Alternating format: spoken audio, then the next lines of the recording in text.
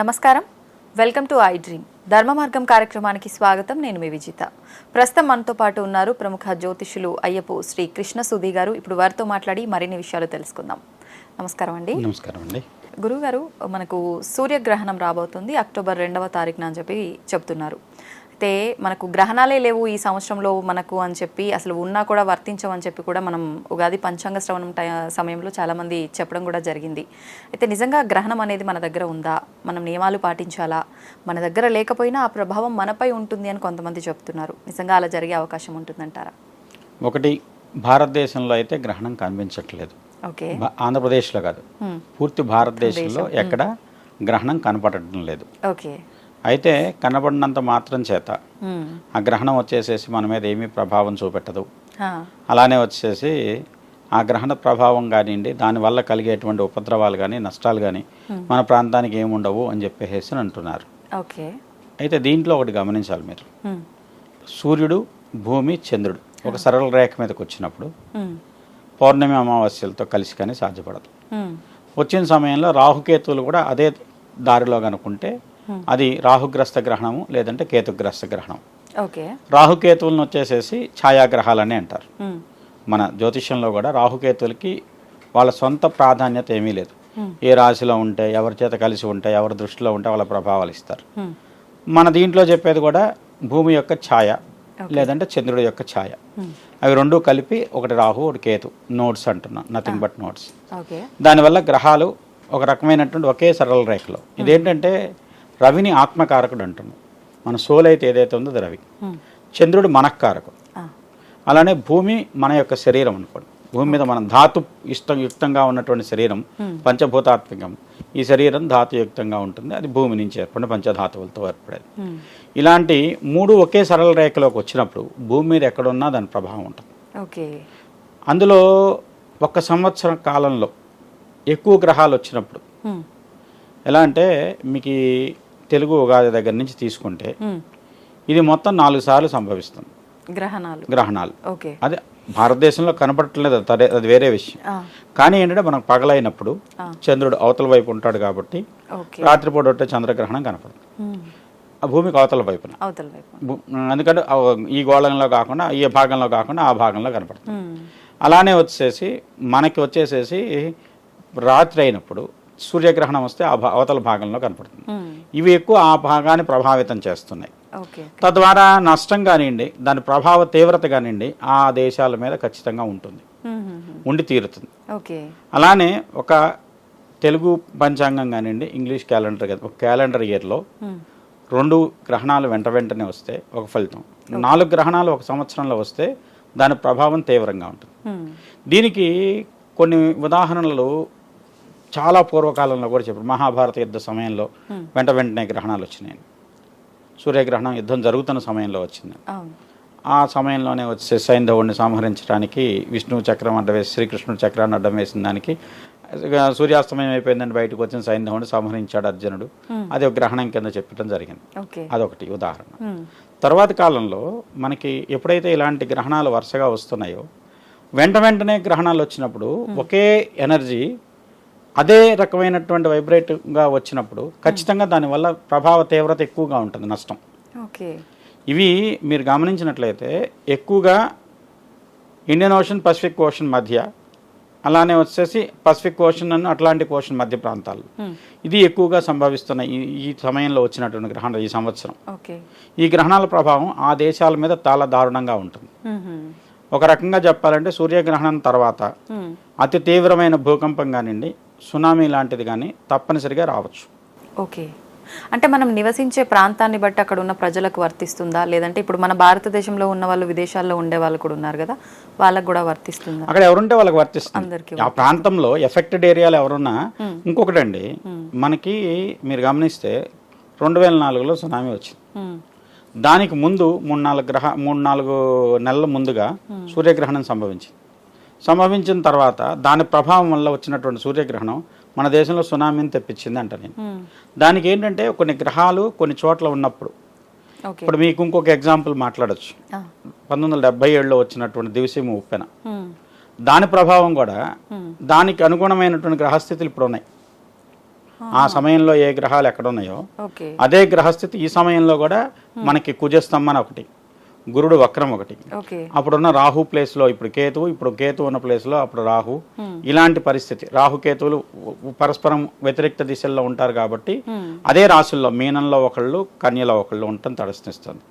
దాంతో పాటుగా ఇది పంచభూతాత్మకంగా ఒక్కొక్క 5 సంవత్సరాలు ఒక్కొక్క పంచభూతానికి సంబంధించిన సంవత్సరాలు. మీరు గమనించినట్లయితే సైన్స్ ప్రకారం కూడా ఎల్నిలో ప్రభావం వల్ల ఈ సంవత్సరం వర్షాలు ఎక్కువ అన్నారు, పడుతున్నాయి. ఇప్పుడు సడన్ గా ఆగిపోయినాయి నాలుగు పాటలు. ఎందుకు? ఇక్కడ గ్రహాల సంచారంలో కుజుడు ఏ నక్షత్రాల్లో సంచరిస్తున్నాడు, కుజ స్తంభన ఉందా, కుజ పురోగతి ఉందా, లేదంటే వచ్చేసి రవి కంటే ముందు డిగ్రీల్లో బుధ శుక్రులు ఉన్నారు, పురోబుధుడు పురో శుక్రుడు, ఇవి కూడా వర్షపాతాన్ని సూచించేవి. వాటి ప్రకారం వచ్చేసి వర్షం పడటానికి, తీవ్ర వృష్టి పడటానికి లేదా కుంభవృష్టి పడటానికి ఇలాంటి వాటికి సూచనలు ఉన్నాయి. ఓకే, ఇప్పుడు అప్పుడు జరిగిన ఆ సంఘటనల టైంలో ఏ గ్రహస్థితి ఉందో ఇప్పుడు కూడా అదే ఉందన్నారు కదా, మళ్ళీ అలాంటి ప్రమాదాలు అలాంటివే జరిగే అవకాశాలు ఉన్నాయంటారా? మరి అక్టోబర్ 2, 3 తర్వాత సూర్యగ్రహణం ఉందండి. 2వ తారీఖు 3వ తారీఖు సూర్యగ్రహణం ఉంది. అంటే మనకి 3వ తారీఖు ఉదయానికే పూర్తవుతుంది మన భారతదేశ పంచాంగం ప్రకారంగానండి, మన యొక్క డేట్ల ప్రకారంగానండి. 2వ తారీఖు నైటే వస్తుంది గ్రహణం. ఈ గ్రహణ ప్రభావం వల్ల మన భారతదేశం కాదు కానీ భూమి మీద కొన్ని ఉత్పాతాలు జరగడానికి అధిక సంఖ్యాకమైనటువంటి గ్రహస్థితులు దోహదం అవుతున్నాయి. అయితే నేను చెప్పిందే మాట్లాడతాను. మనకి కరోనా రావడానికి ముందు ఒక సూర్యగ్రహణం వచ్చింది.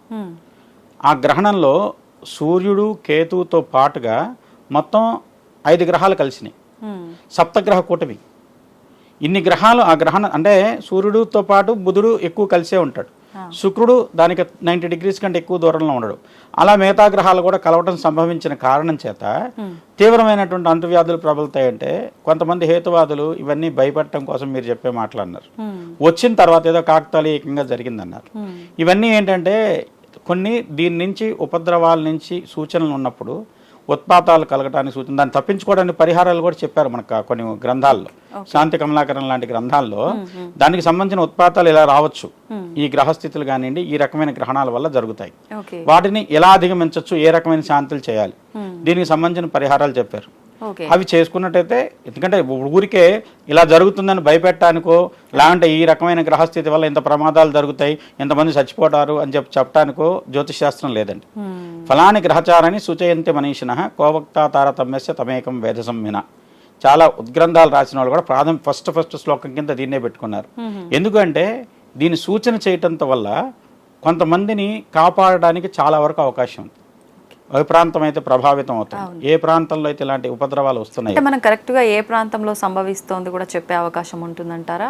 దక్షిణ భారతదేశంలో ముఖ్యంగా తమిళనాడు కోస్ట్ ప్రాంతం, అలానే మన ఆంధ్రప్రదేశ్లో నెల్లూరు దగ్గర నుంచి కింద భాగం, అలానే వెస్ట్రన్ కోస్ట్లో కూడా ఒక సైక్లోన్ వచ్చే అవకాశం, గుజరాత్ ప్రాంతంలో తీర ప్రాంతంలో అటు కూడా వచ్చే అవకాశం ఉంది. నవంబరు, డిసెంబరు ఈ 2-3 నెలల్లో సహజంగా.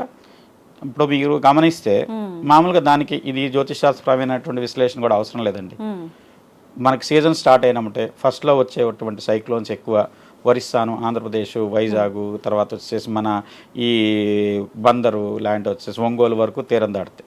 నవంబర్లో వచ్చేసేటువంటి సైక్లోన్స్ మీరు అబ్జర్వ్ చేయండి, ఎప్పుడైనా సరే కూడా తమిళనాడు లాంటి వచ్చేసి నెల్లూరు ఆ ప్రాంతంలో అక్టోబర్, నవంబర్లో వచ్చేటువంటి తుఫాన్లు ఆ ప్రాంతంలో తీరం దాడుతుంటాయి. దీనికి ఏ సంవత్సరం గమనించినా మీకు అదే ఉంటుంది. దీనివల్ల ఏంటంటే మనకు అర్థమవుతుంది అంటే ఒక సైక్లోన్ అట్నుంచి వచ్చేటువంటి గాలులు, ఎందుకంటే నైరుతి ఋతుపవనాలు వచ్చేది, నైరుతి ఋతుపవనాల నుంచి వచ్చేటువంటి గాలి యొక్క వేగం కానివ్వండి, దిశ కానివ్వండి, దాని ప్రకారం ఏ ప్రాంతం ఎఫెక్ట్ అవుతుందో చెప్పచ్చు. ఓకే, మరి ఇప్పుడు సమస్య ఉంది అని తెలుస్తుంది, ఇంతకు ముందున్న గ్రహస్థితులే ఉన్నాయని తెలుస్తుంది, అలాంటి ఇబ్బందులు వచ్చే అవకాశం ఉందని తెలుస్తుంది, వాటికి పరిష్కారాలు కూడా మనకు పెద్దలు చెప్పారు, ఉన్నాయి మన గ్రంథాల్లో అన్నారు కదా, ఏంటండి పరిష్కారం? ఖచ్చితంగా ఏ ప్రాంతం అయితే ప్రకృతి వైపరీత్యాలకు గురి కాబడుతుందో ఆ ప్రాంతంలో వచ్చేసి సౌర సంబంధమైనటువంటి యాగం కానివ్వండి, సౌర సంబంధమైనటువంటి పూజా విధానంలో దానికి సంబంధించినటువంటి యాగం, అలానే వచ్చేసి నారసింహ శాంతిని ప్రత్యేకంగా చెప్పారు. దానికి కూడా ద్రవ్యంగా కూడా పెద్ద విలువైనటువంటి బాగా ఎక్కువ ఖర్చు పెట్టే ద్రవ్యాలు కాకుండా తిప్పతీగ, గుడూచి సహిత గరిక ఉంటుంది కదా, గరికతో కూడుకున్నట్టు తిప్పతిప్పుతో కలిపి నారసింహ శాంతి చేయమన్నాడు. ఓకే చేస్తే ఆ ప్రాంతంలో జరగబోయేటువంటి ప్రకృతి వైపరీత్యాల నుంచి రక్షణ కలుగుతుంది అని చెప్పారు. శాంతి కమలాకరంలో ఉంటుంది ఓకే. అయితే ఇప్పుడు గరిక అన్నారు కాబట్టి నాకు ఇంకొక డౌట్, మనకు గ్రహణాలు అనగానే గరికతో ముడిపడి ఉంటుంది ఖచ్చితంగా. గ్రహణం పట్టు విడుపుకి మనం పట్టు సమయం ఎప్పుడైతే ఉందో దానికన్నా ముందుగానే గరిక తీసుకొచ్చి ఆహార పదార్థాల్లో వాటిల్లో వేసి పెడుతుంటారు, అలా ఇంటి గుమ్మం దగ్గర వేసి పెడుతుంటారు. ఏంటండి గరికకు దానికి ఉన్న గరిక కాదండి, దర్భ. దర్భ అంటే ఇవన్నీ ఒక సిమిలర్ జాతులే కానీ దర్భకి విశేషం ఉందండి.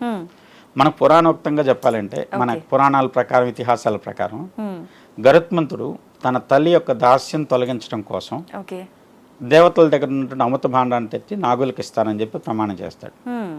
ఇంద్రుడు సర్పాలు ఇప్పటికే వచ్చేసేసి చాలా శక్తివంతులయ్యి సృష్టిని ఇబ్బంది పెడుతున్నాయి కాబట్టి సర్పాలను ఆపటం కోసం అది కనుక వాళ్ళ దగ్గరికి చేరితే ఇబ్బంది పడుతుంది. నీవు దాని ప్రకారం ఇంద్రుడు గరుత్మంతుడు యుద్ధం చేస్తారు, ఇంద్రుడు ఓడిపోతాడు. అప్పుడు గరుత్మంతుడు అమృత భాండాన్ని తీసుకెళ్తుంటే నాగులకు గనక అమృతం చేరితే సృష్టికి చాలా ఇబ్బంది కలుగుతుంది కాబట్టి నీ యొక్క ప్రతిజ్ఞ ప్రకారం వాళ్ళకి అవి ఇచ్చేసి ఇచ్చిన తర్వాత నేను తెచ్చేసుకుంటా కలిశాన్ని తస్కరించి అని చెప్పి ఇంద్రుడు చెప్తాడు.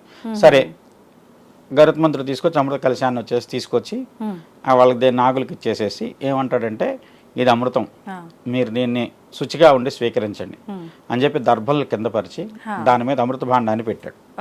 పెట్టినప్పుడు ఇంద్రుడు ఏం చేస్తాడు, మా తల్లి దాస్యం విముక్తి అయిందా అని చెప్పి గరుత్మంతుడు అయితే నాగులు విముక్తి అయింది అని చెప్పి చెప్తారు. ఆయన ఆ మాట తీసుకొని వెళ్ళిపోతాడు. ఇంద్రుడు వెంటనే ఆ కలశాన్ని తీసుకొని దాని అక్కడి నుంచి వేగంగా తీసుకొని వెళ్ళిపోవడం కోసం ప్రయత్నించి వెళ్ళిపోతుంటాడు. ఆ వెళ్ళిపోయే సమయంలో కొన్ని అమృత బిందువులు చిలికి ఆ దర్భల యొక్క కొసల మీద పడ్డాయి. అందుకని దర్భలకు అంత శక్తి నిజంగా మన పురాణం ప్రకారం. సరే ఇది పురాణం ఇతిహాసం ఎవరెవరు చూశారు మీరు చూసారా అని చెప్పి మిమ్మల్ని అడుగుతుంటారు, సాక్ష్యాలు కావాలా. కానీ హేతుబద్ధంగా దాన్ని ల్యాబ్ లో టెస్ట్ చేశారు. ట్రాన్స్ఫరబుల్ ఎనర్జీ ఏదైతే ఉందో ఆ దర్భ కొసల్లో ఉంటదండి. అందులోనూ పర్టికులర్ గా కొన్ని రోజుల్లో వాటిని కనుక తీసినట్లయితే ప్రతి ఒక్క ఔషధిని సేకరించడానికి ఒక విధానం ఉంది, దాన్ని దీర్ఘకాలం పనిచేసేలా చేయొచ్చు. ఇప్పుడు దర్భ కూడా ఒక ఔషధం అనుకోండి, భూమిలో పెట్టే మొలకలన్నీ వచ్చిన మొలకలన్నీ ఔషధం. అది ఆషాఢ మాసం కానీ శ్రావణ మాసం కానీ అమావాస్య నాడు కుశగ్రహణం అని ఉంటుంది. ఆ రోజులో కనుక దాన్ని సేకరించి తీసి కట్ చేసి కనుక పెట్టుకుంటే 100 సార్లు వాడినా దాని శక్తి ఎక్కడికి పోతట, అంత విశేషమైన. అందుకని పంచాంగంలో కూడా మీరు చూస్తే అమావాస్య ఆషాఢ బౌల అమావాస్య కానీ శ్రావణ బౌల అమావాస్య కానీ కుశగ్రహణం అంటారు. అంటే ఇప్పుడు దుర్వాంకురాల్లో ఇప్పుడు ఇంకొక సూక్తి కూడా ఉంది, ప్రాతః కాశః కుశ సమానః అని చెప్పి. పొద్దున్నే కోసిన గడ్డి కూడా అంటే గరిక లాంటిది కూడా దర్భతో సమానమైంది. దీంట్లో ఉన్నది పొద్దున్నే కోస్తే ఆ రోజు కోసింది ఆ రోజు వరకు దర్భతో సమానమైన శక్తితో పనిచేస్తుంది. మీరు ఇది ఒకటే కాదండి, అంతకు ముందు రోజుల్లో ఇవాళ రోజున్న అంత వైద్య విజ్ఞానం అంత లేనప్పుడు పాము గరిచినా తేలు గరిచినా మంత్రం కోసం వెళ్తే వాళ్ళు గరిక పట్టుకొని మంత్రిస్తావాలి.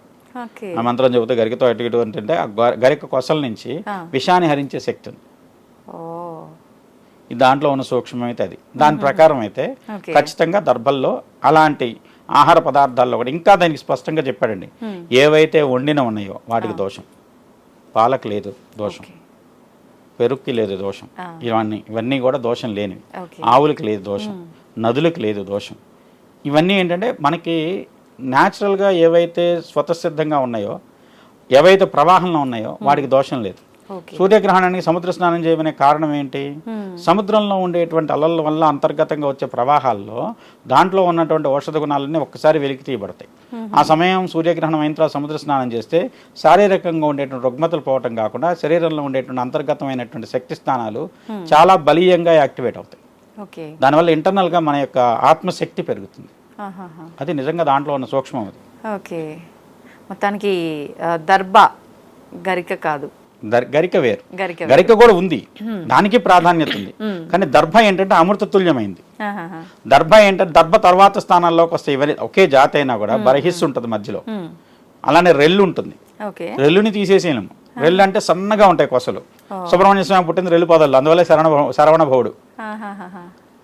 అది ఏంటంటే ఒక్కొక్క జాతికి ఒక్కొక్క విశేషం ఉంది. దాంట్లో దర్భలో ఉన్నటువంటి ప్రాణశక్తి గరికలో ఉన్నటువంటి శక్తిని అంటే చెడు నాపే శక్తి ఉంటుంది. అందుకని వినాయకుడికి దూర్వారయుగ్మ పూజ అంటాం, దూర్వార గణపతి వ్రతం అని చెప్పి వినాయకుడికి పూజ చేస్తుంటాం. గరికతో పూజిస్తే అంటే ఆయన ఏ కోరికను తీరుస్తాడట. యో దూర్వాంకురైర్యతి సవైశ్రవణోపమో భవతే అని చెప్పి గణపతి ఉపనిషత్తు చెప్తుంది. ఆ యొక్క గరిక పోసలతో కనుక హోమం చేసినట్టయితే కుబేరుడితో సమానమైన ఐశ్వర్యం ఇస్తానని చెప్తాడు. అంత విశేషం ఉంది గరికల్లో. దీని విశేషం దీనిది, దీనిది. దాని విశేషం దానిది. ఓకే దర్భలకు కాబట్టి ఈ గ్రహణాల సమయంలో దర్భలకు ప్రాధాన్యత. ఓకే. అయితే ముఖ్యంగా గ్రహణం విడుపు తర్వాత దానాలు కూడా చేయాలి అంటుంటారు కదా, ఎటువంటి దానాలు చేస్తే బాగుంటుందంటారు? సూర్యగ్రహణం అయితే సూర్యుడికి సంబంధించింది ఓకే ఏదైనా కావచ్చు. అంటే గోధుమలు కానివ్వండి, రాగి పాత్ర కానివ్వండి, రాగి ప్రతిమలు కానివ్వండి, ఓకే అలానే వస్తూ సూర్య సంబంధమైనటువంటి ప్రభావాన్ని ఉండేటువంటివి. రాహుగ్రస్త గ్రహణం అయితేనేమో గోధుమలు, సర్ప ప్రతిమలు, ఓకే అలానే కేతుగ్రస్త గ్రహణం అయితే ఉలవలు, హా. గణపతి ప్రతిమలు లాంటివి ఇలాంటివి దానం చేయొచ్చు. ఇంకొకటండి, గ్రహణ సమయంలో దాన్ని వచ్చేసి మన ఒక ప్రత్యేకమైన విశేషమైన ఫలితం మామూలు చేసిన దానం కంటే కొన్ని రెట్లు ఫలితం ఇస్తున్నారు గ్రహణ సమయంలో చేసిన దానం. ఓకే ఏంటి ఆ దానం? ఇవేనా? ఏదైనా ఓకే షోడశ మహాదానాల్లో చేయొచ్చు, దశ దానాల్లో చేయొచ్చు. ఏ దానం చేసినా మామూలు దానం చేస్తే ఒక ఫలితం అంటే దానికి కొన్ని వేల రెట్లు ఫలితం ఇస్తుంది. ఓకే అంత విశేషమైనటువంటి ఫలితం. అంటే గ్రహణం ఏమిటంటే ఇక్కడ ఏం లేదండి, ఆత్మశక్తి, మనశ్శక్తి, శరీరం, మనోవాక్కాయ కర్మలు ఇవన్నీ కూడా ఒకసారి ఏకీకృతం కాబడేది. మీకు ఇంకోటి కూడా సూక్ష్మం చెప్తా. మేము గ్రహణాల సమయంలో భోజనం చేయొద్దు, లేదంటే ఖాళీ కడుపుతో ఉండండి, ఇలాంటి వచ్చి భోజనం చేస్తే దోషం అనేది చెప్తున్నారు. నిజంగా దోషం కోసం కాదండి. దానివల్ల ఏంటంటే శరీరంలో ఉన్నటువంటి శక్తి వెన్నుపూసను చుట్టూ కేంద్రీకరించబడుతుంది. ఆహారం తీసుకున్నాం, జీర్ణం చేయడానికి బ్లడ్ ఫ్లో అంతా జీర్ణాశయం వైపు వెళ్తుంది. మీరు ఆహారం తీసుకోలేదు అంటే బ్లడ్కి ఏం పని లేదు, అదంతా వటిబ్రో మీద కాన్సన్ట్రేట్ అవుతుంది. వెన్నుపూస మీద కాన్సన్ట్రేషన్ వల్ల నీ కుండలిని చైతన్యం కాబడు. దానివల్ల ఏంటంటే నువ్వు మంత్రసిద్ధి లాంటి వచ్చేసి ఒక రకమైన సిద్ధి పొందడానికి దోహదకారం అవుతుంది. మూలాధారంలో నిద్రిస్తున్నటువంటి సర్పరూపంలో ఉన్నటువంటి కుండల్ని జాగృతమై ఒక్కొక్క చక్రాన్ని భేదించుకుంటూ వచ్చి సహస్రారం ద్వారా బయటికి ఉంటున్నారు. ఇక్కడ ఉన్న సహస్రార చక్రం బ్రహ్మరంధ్రం, ఇది ఆజ్ఞాచక్రం. ఇక్కడ నుంచి ఓపెన్ అయినప్పుడు అలాంటి వ్యక్తి దైవత్వతో సమానమైనటువంటి శక్తిని కానీ విశేషమైనటువంటి ఫలాన్ని కానీ పొందగలుగుతాడు. ఇది నార్మల్ పీపుల్ కి సాధ్యపడుతుందంటారా? ఎక్కువ సాధన చేసి ఎవరైతే సాధనలో ఉన్నారో వాళ్ళకి సంబంధించినటువంటిది విషయం. ఇప్పుడు మీరు తినద్దు అని చెప్పేది వాళ్ళని చూసి మిగతా వాళ్ళు అది మంచిది కాబట్టి ఫాలో అవుదాం అనుకున్నారు తప్పితే అందరినీ తింటాం మానేయండి ఇలాంటి వచ్చేసి ఇది గ్రహణం టైంలో 2 రోజులు తినద్దు, వారం రోజులు తినద్దు అని ఎవరు నియమాలు చెప్పలేదు. ఓకే అందులో ఏంటంటే ఎవరైతే మంత్ర సాధనలో ఉన్నాయి, ఇవాళ మంత్ర సాధన బ్రాహ్మణులు ఒక్కలే చేయట్లేదు, సాధకులు ఒక్కలే, అందరికీ దాని మీద కుతూహలం కలిగింది, ఎంతో కొంత నేర్చుకోవాలని, తెలుసుకోవాలని, దాన్ని ఏదైనా సాధించాలి అనేటువంటి పట్టుదల వచ్చింది. అందులో ఎవరైనా చేయొచ్చు. ఎందుకంటే పూర్వకాలంలో మీరు గమనిస్తే ప్రతి కాలంలోనూ ఇలాంటి వాళ్ళు ఎవరో ఒకళ్ళు దాని విషయంలో ఇతరులు కూడా సాధన చేసి సాధించిన వాళ్ళు ఉన్నారు. వాళ్ళు సాధించారు అంటే వాళ్ళకి దీని యొక్క సూక్ష్మాన్ని తెలుసుకున్నవారు. ఎవరైతే తెలుసుకున్నాడో వాడే జ్ఞాని, వాడి దగ్గరే వచ్చే శక్తి వస్తుంది. వాళ్ళు తెలుసుకోగలిగారు కాబట్టి వాళ్ళ శక్తిని పొందగలిగారు. ఓకే, థ్యాంక్ యూ అండి, చాలా మంచి విషయాలు తెలియజేశారు. ధన్యవాదాలు. నమస్కారం.